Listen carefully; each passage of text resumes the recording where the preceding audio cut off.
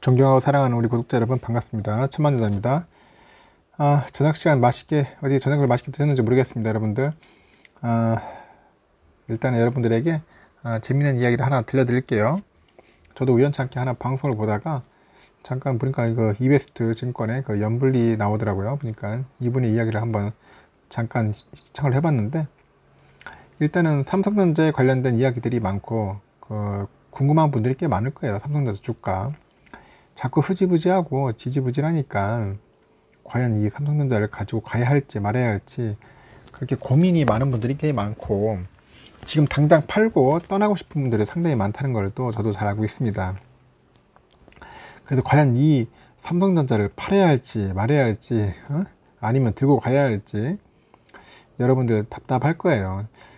보니까 뭐 미국 마이크론이나 뭐 SK 하이닉스 같은 경우에도 좀 주가가 잘 오르고 있어요. 오늘도 보니까 SK 하이닉스는 나름대로 선방을 하고 있더라고요. 보니까 하는데 삼성전자만 계속 후퇴하는 느낌이에요. 왠지 후퇴하는 느낌이고 재미가 없습니다. 여러 가지 이유가 있겠죠. 이유가 있는데 지금 보니까 뭐 3분기는 좋을 것 같은데 3분기는 나름대로 실적이 좋은데 4분기에서 실적이 좀 꺾이는 게 아니냐, 올라갔다가 꺾이는 그런 모습이 아니냐, 그러다 보니까 이제 결국 주가가 약간 지지부진하고 그에 대해서 좀 약간 상승의 힘이 좀 더딘 게 아닌가, 뭐 그런 이야기들이 많아요. 특히 이제 메모리 쪽에 그래요. 메모리 특히 보면 아까 전에도 얘기했지만 그 데이터 센터들이 이제 메모리 D램에 대해서 이제 메모리가 이제 필요하지 않겠어요, 향후. 삼성전자도 이제 재고분이 있어. 예를 들어 재고분이 한 1주에서 2주 정도 있으면은 일단 데이터 센터에서도 이제 필요하겠죠. 메모리가 필요한데 얘들도 보니까 재고량이 나름대로 많은가 봐요. 많다 보니까 이제 가격적 면에서 이제 야기들이 이제 약간 우위에 있지 않겠는가. 위에 있으면은 이제 가격 협상을 할 때 말 그대로 메모리를 좀 비싸게 팔기가 힘들겠죠. 재고가 많으니까 결국 가격적인 면에서 보면은 이제 결국 저가로 나갈 수도 있지 않겠는가. 그런 의아심이나 그러니까 뭐 그런 걱정이 있는 것 같아요. 걱정들. 왜냐면 메모리 값을 제대로 받아야 하는데 못 받아버리면 결국 삼성전자 입장에서도 별로 좋은 게 아니겠지 않겠습니까? 그래서 과연 그런 걱정이나 나름대로 불안함 그런 것도 있는데, 이런 것들이 과연 진짜 말 그대로 4분기에 그게 실현이 될지 안 될지는 한번 지켜봐야겠지만은 미리 그런 걸 대비해서 걱정하는 분위기들이 많은가 봅니다. 주가가 시원하게 오르지 못하는 이유들이 그런 게 많은가. 특히 D램 메모리 가격을 제대로 못 받지 않겠는가, 그런 걱정이 많은 것 같아요. 뭐 스마트폰이나 이런 면에서는 상당히 좋잖아요. 지금 또 이제 스마트폰은 나중에 또 최신 폰 나오지 않습니까? 폴더블 나올 겁니다. 폴더블. 이 폴더블이 나오면은 나름대로 주가 상승에 도움이 되는데, 문제는 D램 메모리의 가격을 제대로 받느냐 아니 못 받느냐에 따라서 주가는 왔다 갔다 할 수 있겠다. 그리고 이제 4분기에 꺾여가지고 다음 내년 1분기까지도 좀 힘들지 않겠는가, 뭐 그렇게 보는 시각도 있고, 또 반면에 아닌 사람들도 있고, 뭐 약간 좀 상반되는 그런 의견들이 있어요. 충돌이 있습니다. 누구의 말이 옳지는 몰라요. 왜냐면 뭐 미래를 어떻게 예측을 할 수 있습니까? 정확하게 예측할 수 있는 사람은 아무도 없고, 이게 맞아 떨어지기는 힘들겠죠. 그냥 그렇게 예상만 할 뿐이지. 그래서 지금 그런 상황들이 이제 약간 좀 혼잡스럽고 명쾌하지가 않으니까 외국인들 입장에서도 들어오기가 좀 쉽지가 않은가 하는 생각이 들어요. 그냥 보니까 박종훈 씨하고 같이 8만 원 초반에 좀 살만하지 않느냐, 그런 얘기가 있는 거죠.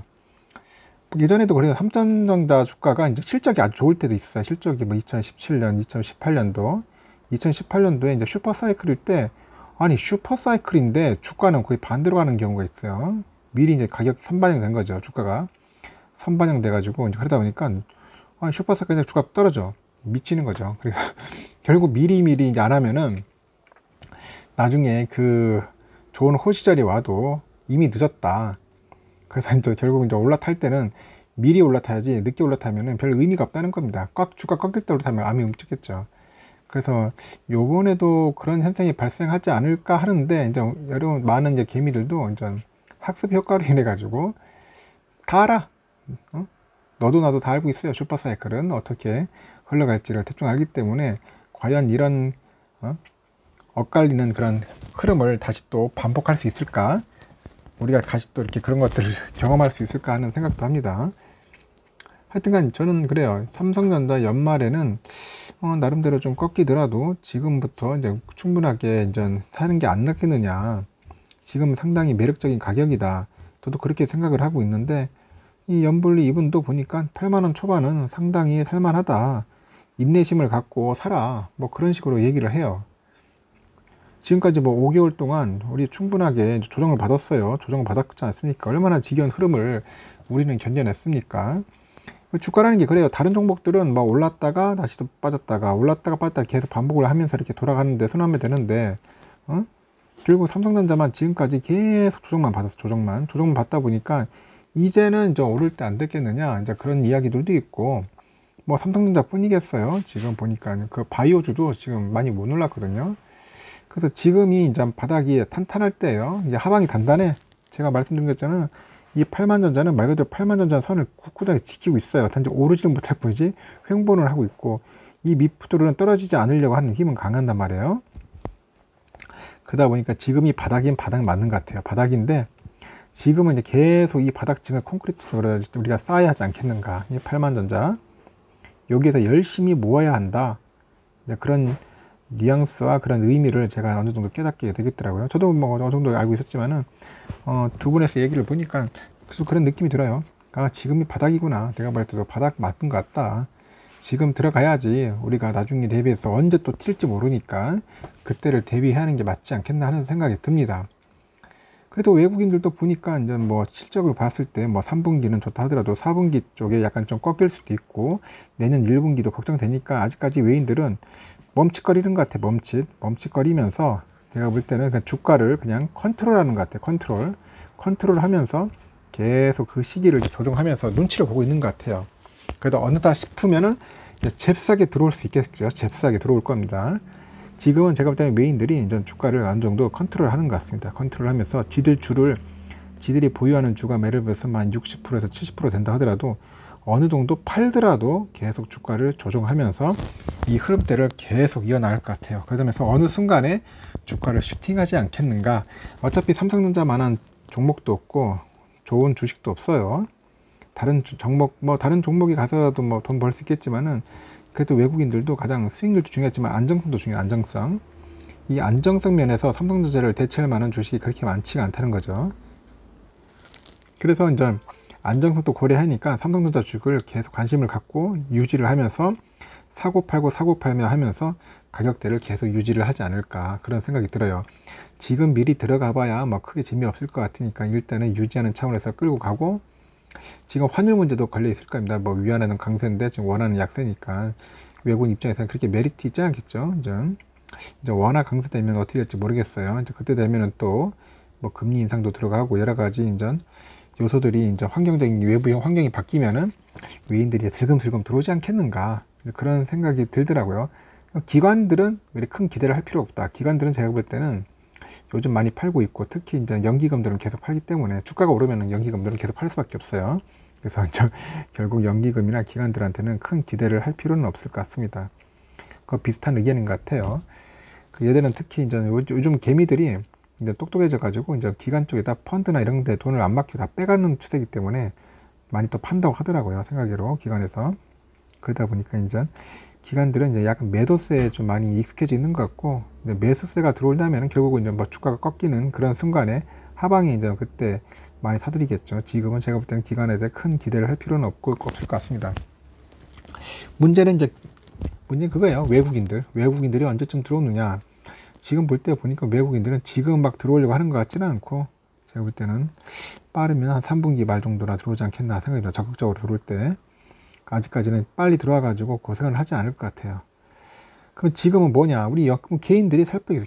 우리 개인들이 이제 지금은 그냥 8만전자를 유지하면서 꾸준하게 매수할 수밖에 없습니다. 그냥 외국인들이 팔고 있는 물량을 우리는 어느 정도 계속 채우는 수밖에 없는 것 같습니다. 지금 아니면 또 채울 수 있는 시기도 없어요. 왜냐면 주가가 또 올라가 버리면은 여러분들 이거 매수하기 참 힘듭니다. 이런 가격대. 그냥 이 횡보할 때 그냥 지지부진한 흐름일 때 이때가 진짜 매수 타임이에요. 매수 타임. 그래서 제가 말씀드리고 싶은 거는 지금 당장은 당장은 수익을 내기 어려울 거예요. 당장 큰 수익을 내기는 어려울 겁니다. 현실적으로 봤을 때는 힘들지만은 장기적으로 봤을 때는 지금이 가장 좋은 타임이 아닐까. 그래서 지금이 가장 살만한 타임이다. 저는 그렇게 말씀드리고 싶고요. 지금 여러분들 당장 수익을 내고 싶고 뭔가 다른 종목들은 뭔가 큰 기쁨을 누리고 싶다면은 다른 종목을 찾아야 할 것 같아요. 뭐 정 안 되면 뭐 카카오나 네이버나 이런 데로 갈 수밖에 없겠죠. 급등 종목 찾아가야 하고 지금 당장 뭐 큰 이익보다는 향후에 멀리 보면서 큰 이익을 나누고 싶다면은 삼성전자인데, 삼성전자는 지금은 매수해야 할 때고 수량을 모을 때다. 지금이 가장 살만한 때다. 그 말인 것 같아요. 그게 결론인 것 같습니다. 내가 도 지금 우리 주가에 너무 일희일비하지 말고 이렇게 뭐 애널리스트들도 애널리스트의 말이 다 맞는 건 아닙니다. 이분 저분 다 생각 다를 수 있어요. 뭐 노근창 씨처럼 뭐 보니까 주가가 목표 주가 내리면서도 좀 약간 좀 비관적인 약간 시선도 있던데, 어떤 분들은 약간 좀 긍정적인 시선도 있어요. 그래서 여러 가지를 종합해 봤을 때 어차피 삼성전자 실적은 좋을 수밖에 없어요. 좋을 수밖에 없는데 우리가 너무 큰 기대치를 갖고 있다 보니까 그런 거지, 어차피 돈 잘 버는 기업은 삼성전자예요. 그런데 여러분들이 봤을 때 그냥 주가의 상승이 가장 중요하다 보니까 지금은 주가는 좀 어느 정도 횡보를 하는 시기니까 그걸 어느 정도 감안하고 감수하고 매수에 전념해가지고 수량을 좀 많이 확보하자. 그게 우리가 해야 할 일이 아닌가 지금은 그렇게 생각을 합니다. 뭐 올라더라도 박스권에서의 그 흐름일 겁니다. 그래서 여러분들 그렇게 참고하시고 좀 지겹더라도 잘 한번 버텨보자고요. 여러분들과 저하고 같이 버티다 보면은 좋은 날이 있으리라 봅니다. 일단은 8만원 초반, 지금 8만원 초반이면 초반이 언제까지입니까? 83,000원까지인가요? 하여튼 지금 구간은 상당히 좋은 구간이니까 여러분들 참고하시고 그렇게 주식 투자에 임했으면 좋겠습니다. 하여튼 저녁 시간은 이걸로 마치고요. 뭐 다음에 또 뵙도록 할게요.